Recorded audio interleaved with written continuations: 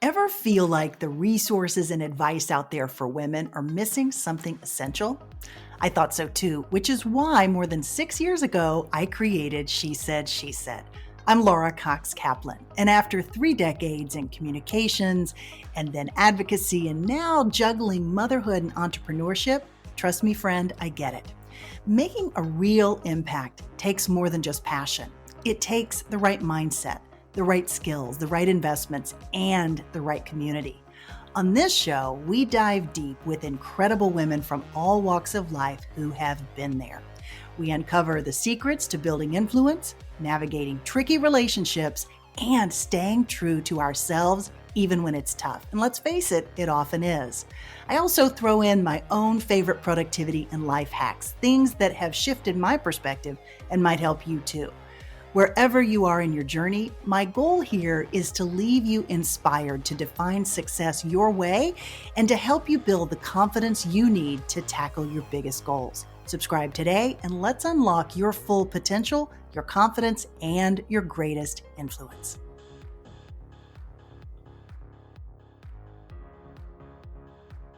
You know, friend, life rarely goes according to plan, no matter how hard we try. We juggle jobs and careers and families and everything in between. And no matter what we do or how much we plan, inevitably, those curveballs still come flying. This week on She Said, She Said podcast, we are diving into the art of not just surviving those unexpected moments, but actually thriving through them. My guest is Sara Fay Egan. She is a wedding planner, wedding and event planner turned restaurateur and now author. And she has navigated some of the craziest, I kid you not, craziest wedding disasters and near misses. She's pivoted into the restaurant world, all while simultaneously navigating some deeply personal family challenges. Sara Fay's new book, The Through Line, Finding Happiness Through the Curveballs of Life, Family, and Business, is a powerful mix of her personal stories and things that she experienced, the importance of humor, and a lot of practical wisdom. It's the kind of book that makes you laugh and cry and say, yep, I've been there. Although the wedding stories are pretty crazy. I literally read this book in one sitting just a few mornings ago, and I laughed and cried through the whole thing. It is smart, it's thoughtful, it makes you think, and I think you're going to love this conversation with her. This conversation is actually part of our 4th She Said, She Said podcast, the Southern Sea Collaboration series, where I am really honored to showcase a few women from the Southern Sea Network whose experiences and their advice has especially resonated with me, and I hope it will you too. Now, today in our conversation with Sara Fay, we'll explore her journey. We'll unpack the idea of a personal through line, which of course is the title of her book. And we'll talk about what she says folks often get wrong about happiness and how she's learned to find joy and resilience even when life throws its worst. Friend, here is episode 319, my conversation with Sara Fay Egan. Enjoy. Sara Fay, welcome to She Said, She Said. Thank you, Laura. I'm so thrilled to be here. Thank you for having me. Well, I'm excited to have you. We met, of course, at the Southern Sea, but even before that, we were introduced, at least virtually, through a great friend of mine who's also a great friend of yours. So a big shout out to Sarah Gale for originally connecting us. Yes, thank you, Sarah. She's such a great connector. She's wonderful. She's absolutely wonderful. So I am excited to talk to you. I have loved your book. I read it just a few days ago in one sitting. I laughed, I cried. It's a fabulous story. But before we get into that, I'd love for you to share with listeners a little bit about your background. Sure. Well, I'm originally from Memphis, Tennessee. I went to Ole Miss, and after that, I actually studied abroad in Innsbruck, Austria. Met my husband there, and really wanted to be in broadcast journalism. That was my perfect plan if I had written it out on paper, and decided instead to move to Dallas and get into event planning and wedding planning.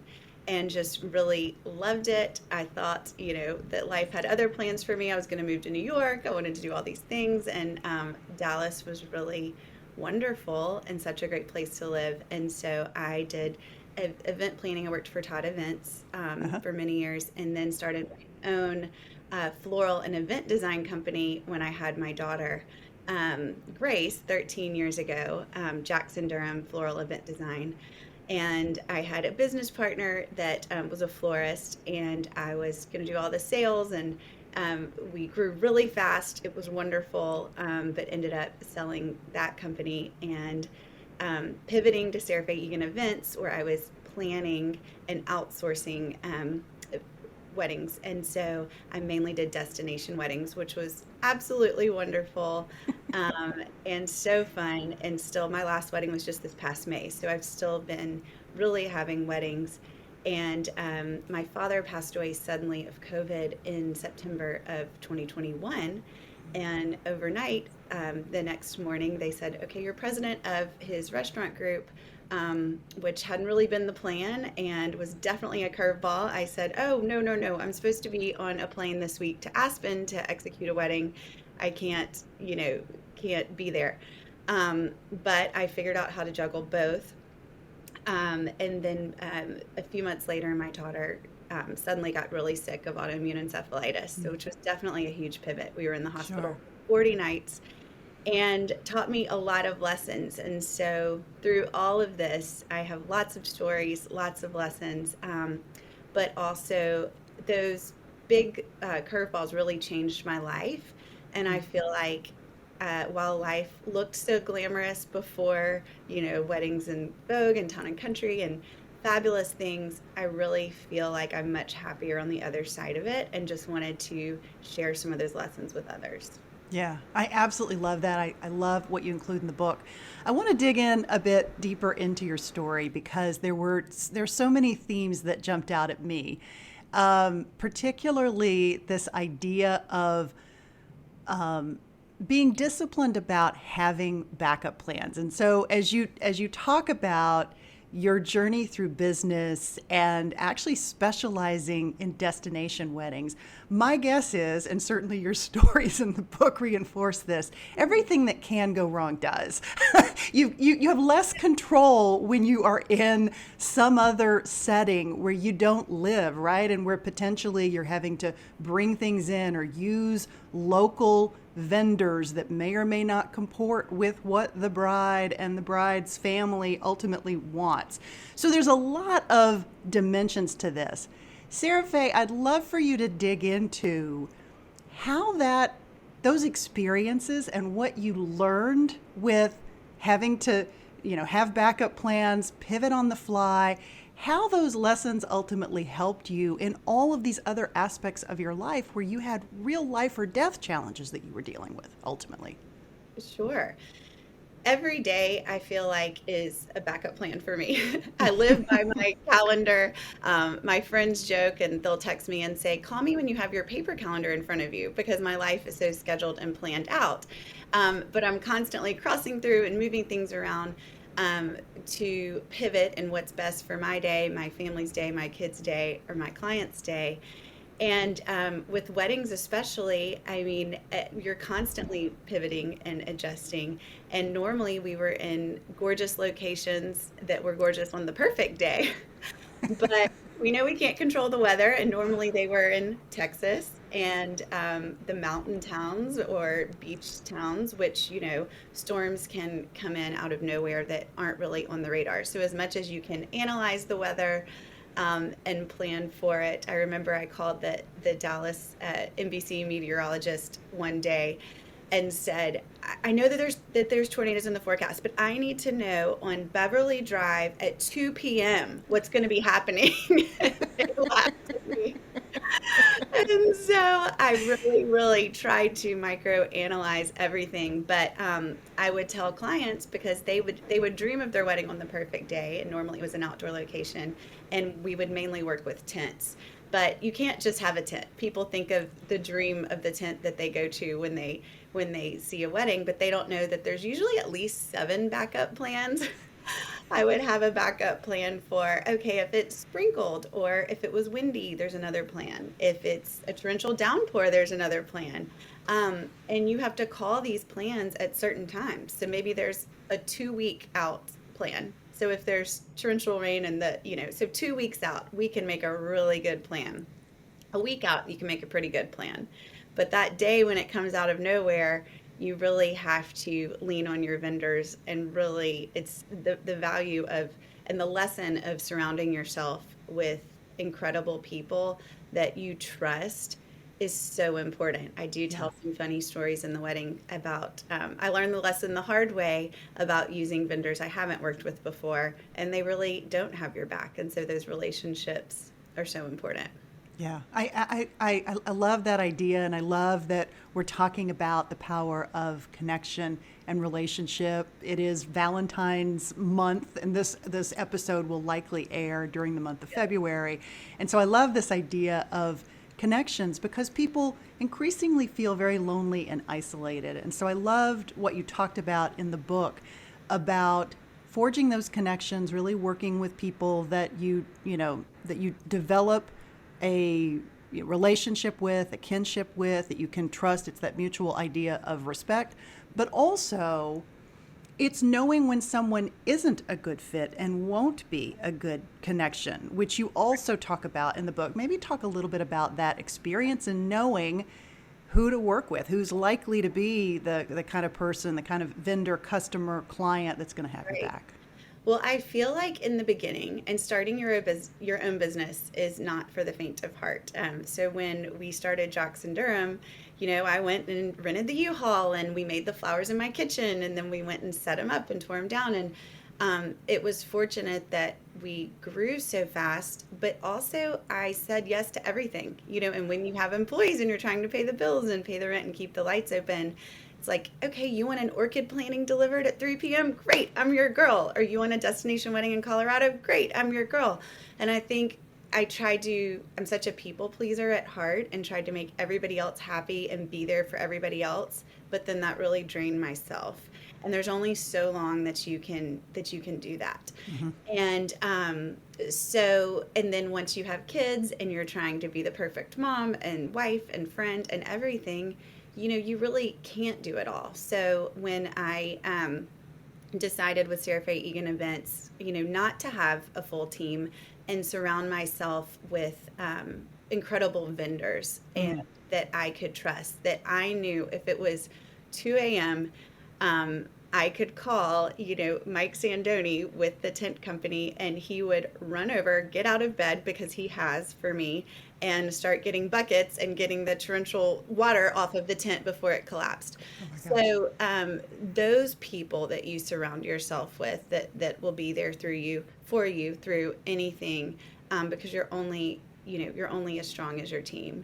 So that was definitely a big lesson. And I think too, for people that are just starting out, like defining what you are and who you are, because especially with the wedding and event industry, there are so many weddings to go around, and there's so many great, talented wedding planners. And I'm really not the person for everybody. And I think the times that I tried to be and tried to fit into what they wanted me to be, really it didn't work. There was always some underlying feeling of it wasn't necessarily me, or it wasn't necessarily them, or we didn't click. And especially for weddings, I tell people when they're interviewing photographers and hair and makeup people, not only do they have to be incredibly talented and do beautiful work, you have to like them. Mm. They're going to be in your face all day, the day of your wedding. You have to like their personality. By the end of it, you feel like you're best friends. And so that's really important too. Yeah, yeah. It's hard though. It's hard, I think, to establish those boundaries and to say, I'm not going to work with this person because you are paying the bills, you are, providing for your employees, you are, all of the things. And it can be really difficult to say no. Any advice for kind of how to do that? I mean, you talk about the importance of being true to yourself, but do you have any other tips for maybe how to create those boundaries so that you really are kind of honoring that idea? Sure. Well, I think it really depends on your individual situation. So when I had 40 full-time employees, I couldn't say no, Mm. and so Mhm. didn't have that luxury. But then when I had less employees, and I really could sit down with the client, and for weddings or events, you always think of it as they're interviewing you. But I really changed my mindset as I went on throughout the years of you're really interviewing them as well to see if it is a good fit. Are they going to ask you to do something that you don't really feel comfortable with? Which I can only say this now because I've done it all, and I definitely did it all, and I never said no. Um, and to me, I think a lot of times, especially when you're in your own business and you're trying to pay the bills, it can be very easy to be money driven Mm. and say, "Oh gosh, that sounds amazing. That would be a really big check." But, what are you going to give up of your life to do that? And so lately I've had to say no to some really great opportunities that, would that be great for me? Would that be great to kind of brag and say that I did it? But what would that look like for my life and my kids' life over the next year? Mhm. And I'm in this season. I know that Shunta talked about the season that you're in, and I feel like that hit really true with me when she spoke about that at the Southern Sea, that I'm in this unique season right now. So whatever season you're in your life, maybe you've just had a baby, or they're in those teen years, which I'm in, which are going to blink and go by. Um, and that's why it's important to be able to pivot how you do business, or how you're doing motherhood, or how you're doing whatever is in front of you at that moment. You have to be able to pivot for whatever season you're in. And Mhm. so to me, I always tried to look at events and clients and not think about the money. Um, and then something great came from it. I would do some great things that maybe were a lower budget, but it really brought me happiness and joy, or some things that were bigger. So I think when you, whatever business it is, when you make your decisions that are people focused and focusing on what's best for your life and your happiness, your clients and your guest life and their happiness, then that's where the magic happens. Yeah, absolutely. Just to kind of say it a slightly different way, I love what you just said, but it also reminds me of something that I have really struggled with, and it is this redefinition of success, and how when you tie success strictly to money, it's not going to work in every season of your life, most likely. It's great to say that, and I'm certainly a capitalist at heart. However, as we pivot and we grow and evolve in our lives, you're going to have different definitions of what success looks like. And you just so beautifully encapsulated this notion. You also mentioned Shunta Grant, who was one of our speakers at this year's The Southern Sea. She's going to be joining me for a conversation later this spring on the podcast. Hopefully, we're working to get that scheduled. And she has such amazing advice, as you just said, about these different seasons and pruning your life. And so I'm excited to have her on as well. Glad that you enjoyed that conversation as much as I did. She was terrific. Maybe let's back up a little bit and talk about making the decision to pivot in your business. And you were working for others. You were part of a sort of a corporate entity of sorts, right? And you decided to pivot to start your own, to start your own business and become an entrepreneur. Maybe talk about the skill set and sort of why you did that. It's interesting to me because you, like me, studied journalism. So talk a little bit about, the skill set, maybe things that you knew that you could do really well, but things that you had to learn in order to really be a successful entrepreneur. Right. And I think that it's so funny because what seemed perfect on paper at the time for me, of I in being in journalism, I remember I sent my VHS tapes, resume tapes, to every news station in every state and a couple of islands, and then just sat there waiting for callbacks. And I think that that was my dream. I wanted to be Katie Couric. That was my dream, and I it didn't really happen as I thought. I had one callback out of sending, hundreds of resume tapes and the 6 a.m. interview. And I sat down and I was so nervous. And the producer immediately told me everything that was wrong with me. She just dove in and said, you need to change your name. You need to go to voice lessons. This is never going to work. And so I stood up at 6:02 a.m. and shook her hand like I was going to drive back to Dallas. And she said, no, no, no, but sit down and stick around. And it was just, not that feeling. I didn't really necessarily know what I wanted, but I knew the feeling I felt inside. And Hmm. so I tried to take a leap and started working for Todd Events at the time. And I joke and talk about it in the book because at that time, now he is, grown to be so big and successful and such a wonderful event planner. But at the time, he had just started his own company and didn't have a website. I didn't really know what event planning was. I just knew that I was social chairman of my sorority and had booked a generator in a band and thought that that was experience. So um, I, went and interviewed with him, and it was great. But I think the biggest thing that I learned was just diving in, no matter Hmm. what it is, no matter what your industry is, you could really be doing anything. And I think people talk now a lot about mindset and millennial mindset and things being different. And I think the biggest advice that I could give is just diving in. So from the beginning, um, just being able to know how to do all elements of a job, to if we were setting up an event, to go and pull everything off the shelf for the inventory and help load it on the truck. And some days I've even had to drive the truck, which, had I ever driven a big truck? No. But, or was I licensed to do so? No. But maybe the driver didn't show up that day. So I just had that attitude of, the flowers are, the stems are on the floor. Grab the broom, sweep, do whatever it takes to get that done. And I think a lot of people come into work with the mentality of some things are too beneath them or some things are um, not for them or not in their job description. And I feel like crossing those lines is really what helped me make connections with people and gain respect. And it Hmm. does take time, but that's been the biggest crossover for me from events and restaurants. There's a front of the house and there's a back of the house. And the front of the house are usually really cute girls with high heels and pretty dresses that are interfacing with the clients and promising the dream. But they can't deliver the dream without the back of the house, who is back there actually building the bar facades and making the flower arrangements and working late into the night and setting up the tent. And a lot of times it's two completely separate mentalities.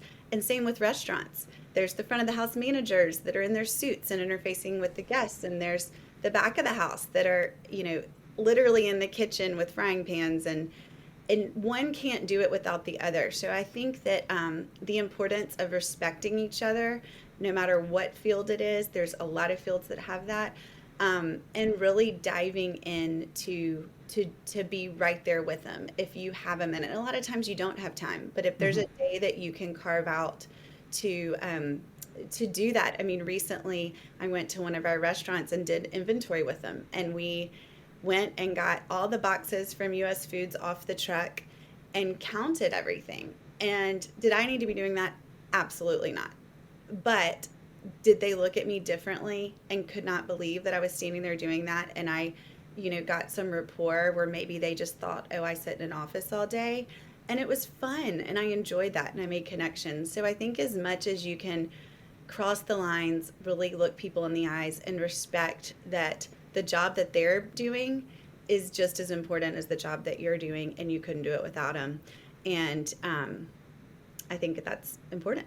Yeah, I love what you just said because it was really less about whatever the assignment was and more about being there for your team and really connecting with them and showing them that we're all in this together and you're there to support them and you understand and appreciate the hard job that they're doing. I love that story. Let's talk about the book a bit more. It's called The Through Line. Let's talk about why this particular title. It's called, I'll give the whole title, The Through Line, Finding Happiness Through the Curveballs of Life, Family, and Business. Talk about why through line? Sure. I think that to me, well, and I was as I was writing the book, and I had all of these wedding stories and crazy stories, and I knew that I didn't want it to be a tell-all. I knew that I wanted to I take some of those stories, the other curveball stories that I have, and really put something out there that could help people. And as we were writing, I thought, the through line is the perfect title because I have always used that phrase in almost every meeting I've ever had with the bride. So the very first meeting that you have is always stressful because you see this tenseness and the pressure that a bride feels, and especially now with the Instagram world and the Pinterest world that we live in, and everybody has everything perfectly, and you feel this pressure that you have to be as perfect as what you're looking at others that are doing. And I always try to say, okay, put that away. Don't it's fine to show me that you like this style of an arch, but let's not look at anybody else. Let's talk about you. Let's talk about what are your favorite restaurants to go to on a date night? What does your closet look like? Do you have a lot of patterns in your clothes? Do you wear a lot of blue? What are your favorite colors? What's your favorite trip you've ever been on? Do you love Italy? Do you love, and then just really get to know them. What does your house look like? Let's have a meeting at your house and look at your living room, and let's take that as inspiration to infuse into your wedding. Because I think just like with anything, when you're looking within, then that's the only way you can make something unique versus trying to copy others. And it's just the same with life and looking at social media, and then you get in your head that you're not doing as good as others, and Right.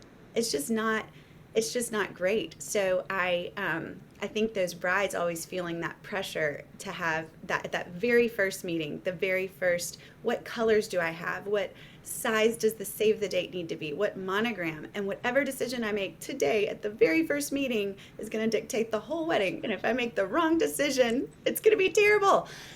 And so I say, take a deep breath. And let's do something fun. If you have no idea what you want the through line of this wedding to be, let's do something fun. Or if you feel like, everything doesn't have to match perfectly, let's all just make these elements. They do need to tie together to tell the through line of the wedding, and all will tell a story, but they don't have to match so perfectly, and you don't have to feel that pressure, and it is okay to pivot. So as I was writing the book and have all these different stories on a myriad of topics, I thought, you know what? I'm the only one that can write this book. I'm the only one that has these individual wedding stories, even though somebody else might have experienced that. I experienced in a certain way. And, with all of the pivots and curveballs that happened with my father passing away and with my daughter being sick and just everything else, I felt like I had a lot of stories, but not only, but lessons that I've learned the hard way, lessons and things that I wish that I could go tell my younger self. And so I felt that I wanted to share that. So I felt like no matter what these experiences were, even though they're all different, they're very different. It's my through line and it's my story. Yeah. And I think that that's important for people to know, that even if you've made a decision, you can pivot. If you made a decision to quit your career and be a stay-at-home mom because that was important to you, and now maybe they're older and you feel like you want to get back to something, do it. You don't, just because you made one decision doesn't mean you can't pivot. And if what you're doing today isn't providing you happiness and filling up your cup, that's the only thing that matters. Yeah, absolutely. You were kind of thrown into the restaurant business, as it were. You were busy with your wedding and event business. Your father sadly passed away suddenly. He had this restaurant enterprise that he was running, and you found yourself being the default leader of this other organization. Maybe talk us through a bit about that pivot and kind of how you either came to terms with or embraced the idea of really doing something different when it may or may not have been the plan. I mean, maybe this was something that in the back of your head you thought, oh, I'll, help my father out and I'll go to work in his business someday, or maybe not. Yeah. Talk us through kind of how you came to terms with that or embraced it, because that's a pretty big, not a pretty, it's a big pivot that you made. Well, we had never talked about it. I had Wow. never thought about it. I don't think that, I think that his plan was to keep growing, and I don't think that he thought he was going to pass away. I Yeah. think that, you never think that. And then Right. that also just teaches you lessons. You never think it's going to happen to you. Right. He was healthy. I mean, he was sick for 2 weeks Oh, and passed so away. And by sorry. the time I went and saw him, he had on a breathing machine, and we thought he was going to get better. So I couldn't ask any questions, but I was already, you know, power of attorney and signing things and diving in while still, having weddings. Um, and definitely never thought about it. But I just realized, as I went on, and I think mentors are very important, and I have a very important person in my life who said to me, this is a family business, and this is something that is a legacy for your father, but not only for your children, and something really great that you just can't recreate. And if you sold it, then it's just gone. And Mm. and and so just really think about that before you do anything. So I did, and I tried to, just kind of wait and see as things went on. And then after my daughter got sick, it really changed my mindset because while I was only doing 4 weddings a year, I was gone about 8 weeks out of the year from my kids. And when she was first in the hospital, it was a Monday night, and I was supposed to be on the plane the next morning to go execute a wedding in Jamaica. And we had been planning this wedding for 2.5 years, Wow. and I love the clients deeply. And we had been planning it that long because of COVID, and we had replanned it and rescheduled the dates, and lots of middle of the night conference calls because the bride lived in Australia, and just really, really poured my heart and soul into this wedding. And there was no way I was not going to be there. But then when your daughter's in the Mm. ICU, everything just Yeah. changes. And so, I really thought about things differently. And the great thing about the restaurant industry is, yes, I still travel, but I can do day trips, or I have a great team. And that 8 weeks out of the year, and being gone so much for my family was really the the turning point that really changed my decision. And I thought about it, and I thought, well, I really never dreamed about being a wedding planner. Um, and it was funny, one of the early days, Laura Casey actually came and did a conference in Dallas, and it really kind of made me stop and journal. And I thought, what do I really like about this? I never dreamed about weddings, or I never really, how did I end up here? I thought, really what I love about it is the Mm. people. And I love someone coming in with this dream and this idea, and taking this idea and bringing it to life. And that's what I loved. And I loved making them happy. And so I thought to myself, after all these curveballs happened, well, I guess I've just been setting up restaurants in fields for the past 20 years.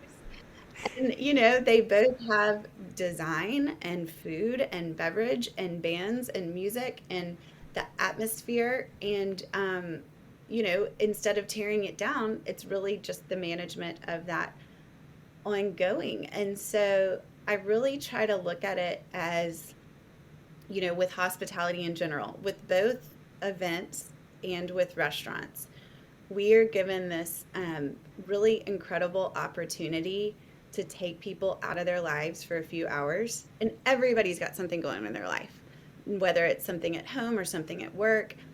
And if they can walk into a restaurant and just forget about that for a few minutes and find happiness, they can't quite put their finger on it, which I love. It's just when the music, the food, the smells, the ambiance, the people, and everything just comes together organically perfect, where they forget about whatever else is going on.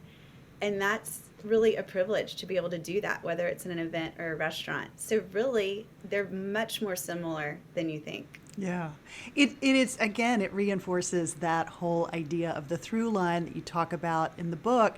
And oftentimes when we think about a through line in our career, we see it more clearly when we stop and sort of look back and think about what was it about these different experiences that I loved or didn't love, as the case may be, right? And then you begin to see the thread that may not be completely obvious to somebody else who's looking on from the outside. Sometimes it is, but a lot of times it's not. And I think you just articulated that so beautifully. It's a really interesting and very cool concept. Thank you. So when you sat down and decided, okay, I have all of these incredible experiences, all of these stories, and we haven't even begun to touch on some of the hilarious stories that you tell about in the book. So you need to at least Yes. share one of those with my audience. But I'd love for you to talk about the process that you went through to write the book, because it's one thing to say, okay, I have all these stories and experiences, and it's another to sit down and actually craft it into a book. Well, it was really fun, and my friends laugh and say, "When did you have time to write a book?" And I say, "Well, I did it at the lake on the weekends because it was really therapeutic. It really was, and it brought me so much joy when my days got so busy and overscheduled as they often do. All I wanted to do was sit down and write, and I never had time to." And so Advantage Publishing had reached out to me and said, "I think that it sounds like you might have a few stories to tell. Do you have time for a Zoom call?" And so I said, "Well, sure." And got on the call and just started telling stories. And it's funny, and I laugh and mention this at the end of the book, that I really didn't even tell half of it, and left so many crazy stories out. Um, but I, knew that I wanted it to put it out there in a positive way, and really had looked at people like, Laura Casey as examples of books that I liked, because I feel like, especially for working moms and trying to juggle it all, I like that the layout of, here's a really funny, crazy story, but then bringing it back to more of a serious note, and how can you apply that to your life, whether it's a real tornado in life or figuratively Right. tornadoes hit your life. What can you do, and also have actionable steps in that moment, just to really help you. And it's an easy read, as you say. A lot of people say they read it in one sitting, and Yeah. nothing too serious, but I really just wanted to put something on paper for people like me, and for all the lessons that I've learned that I wish I could go back and tell my 22-year-old self. Yeah. They were great. They said, "You can have a ghostwriter or you can have a coach." And I said, "I really want to try to write it myself." So I did, and did not have a ghostwriter. So please give me grace when you're reading it. I don't not know if I want my English teacher to read it. But it was fun. I had this fabulous coach, and she lives in Cannes, and I feel like we're best friends. We've never met. And so we'd have Zoom calls, and I'd write a chapter and send it to her, and she'd give me advice, and it was fun. It felt Yeah, like, there's so much about the book I love, including, as you just said, you're providing actionable questions at the end, or sort of in midway in each chapter, so that folks can take these stories and your learnings and can contemplate their own life and life experiences.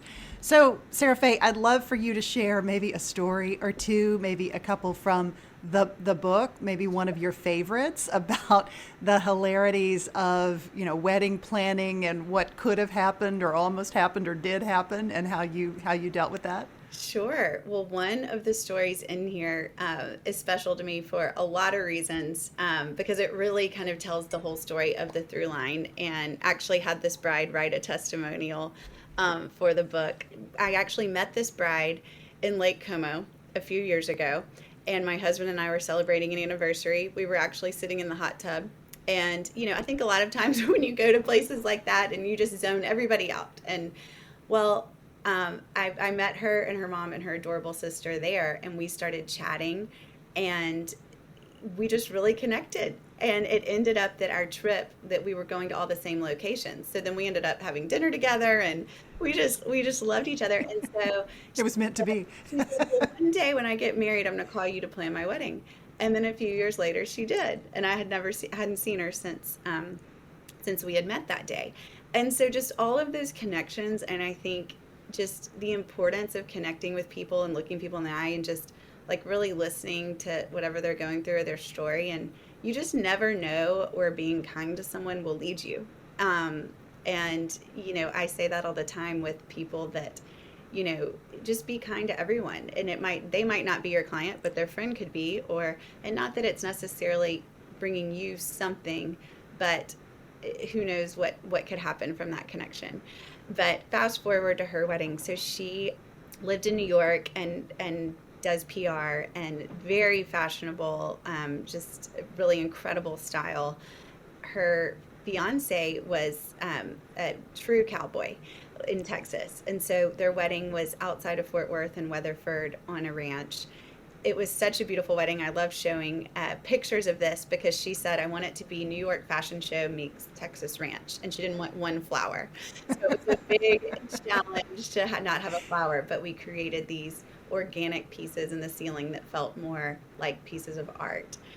So it was fabulous, and it was really fun and a challenge to make it feel just very chic. And when I give talks and show all these beautiful pictures, and then I show that it ended up on the cover of Vogue, everybody just oohs and ahs. And then I say, well, let me back up to Thursday. And then you tell me if you still want to submit your application to be a wedding planner.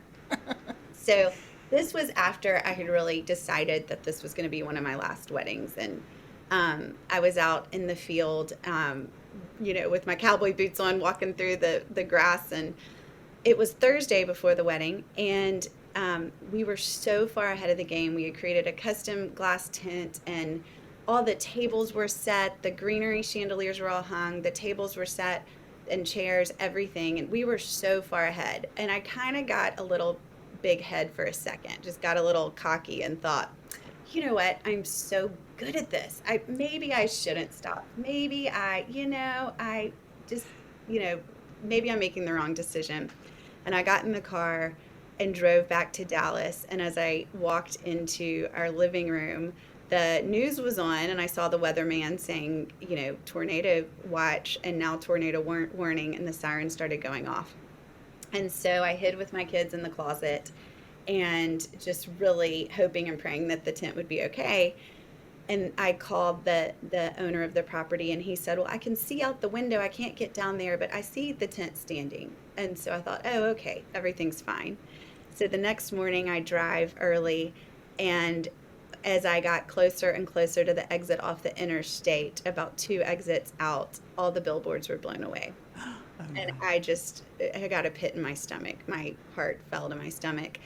And I pulled up, and the tent had been struck by lightning and hit by the tornado.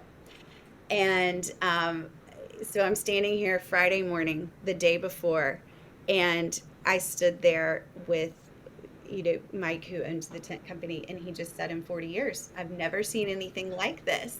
And I'm just thinking, every wedding something crazy happens, and you think you've seen everything, but it just kept happening. And so the steel beams of the tent literally had seared in half with the lightning and had fallen down. And, where I thought, okay, I could just look at this and cry, but we've got to take actionable steps to make this happen. And really, it was pretty impossible.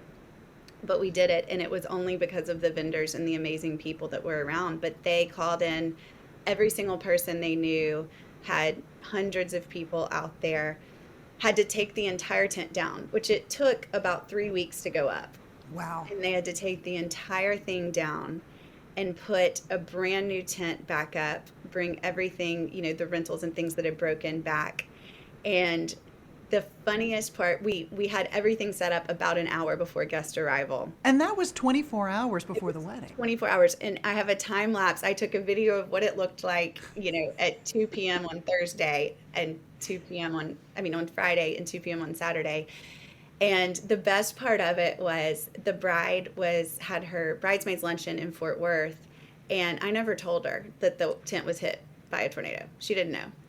And because she was in Fort Worth and we were about 30 minutes outside. And so I said, nobody tell her. Nobody tell her. This is why she hired me. We're going to solve this, and she don't need to worry about it. And I don't want that to be, the big overlying thing of the wedding. I want her to be happy. And so, the photographer called me laughing and said, oh, the bride just went around, the bridesmaids luncheon telling everybody, can you believe the elementary school got hit just right by and the tent is okay? Everything's perfect.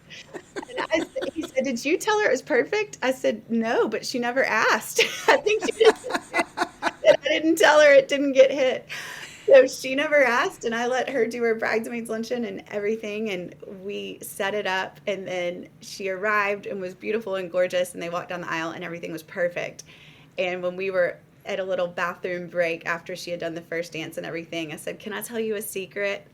And I shared a shared photo album with her and her mother and called it Texas Tornado. And I couldn't believe it, but it was after. So, that's why you need a wedding planner. Yeah. Oh, it's amazing. It's absolutely amazing. Okay. So, Sara Fay, as we kind of wrap up here, is there one particular takeaway that you want to leave listeners and also folks who will read your book with? I think that wherever you are in life, and if you're going through something, whether it's really hard or something really happy, that A, you're not stuck, and B, you can pivot. And also, I think early on, like for example, when I had Grace 13 years ago, I thought in my head either I had to be this career woman or a mother. And I thought, how do I do both? And I really didn't think it was possible. And I wish I had enjoyed some of those moments more. I wish that I had been present, sitting there rocking her in the rocking chair a little more, other than thinking of my to-do list or what I needed to go write a proposal for a wedding after I got her to bed. And just know that those moments are fleeting, and know that you can do both. And whatever decision you make right there doesn't mean you can't make a different decision in a month or a year or a few years. And that really led me to one of my chapter titles called Right Here is Perfect. And that's really how I try to live my life now, that if I'm sitting in my car with my kids, or if I'm, walking through Target with my kids, or if I'm, in a restaurant or at a work event, just trying to putting my phone away, focusing on who's in front of me. And it really makes all the difference in the world. So I hope that the readers can take some of that away. I love that. Absolutely love that. I love this conversation. Again, the book is called The Through Line: Finding Happiness Through the Curveballs of Life, Family, and Business. I will include a link where folks can purchase the book in the show notes for this episode. Sara Fay, thank you so much. Thank you, Laura. This was so much fun. I appreciate it. Hey friend, I hope you enjoyed this conversation with Sara Fay Egan. Her story so beautifully illustrates how being willing to pivot when life throws us curveballs can actually lead to incredible unexpected opportunities and growth. As part of our She Said podcast, the Southern Sea Collaboration Series, Sara Fay's experience really highlights that success rarely follows a straight line. I particularly loved her emphasis on being present in the moment and what she calls right here is perfect in her book. It's a powerful reminder that we don't have to have everything figured out to find joy in our current season. It's really beautiful. Friend, if you enjoyed this episode, please leave me a review and share your feedback. And be sure to tune in for more conversations from our She Said podcast, the Southern Sea Collaboration Series that we will be rolling out in the weeks ahead. Until next time, stay well and stay in touch. And remember, She Said podcast is a weekly production of She Said Media.